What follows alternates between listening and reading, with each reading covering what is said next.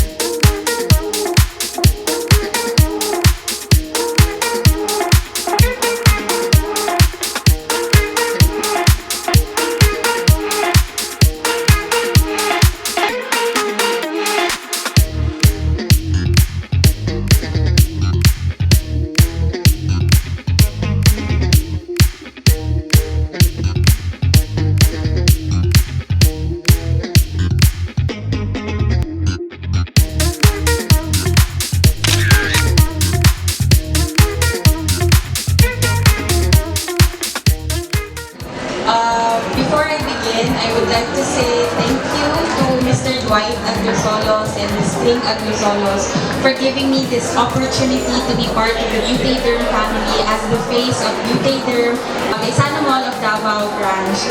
Thank you kayo, ma'am.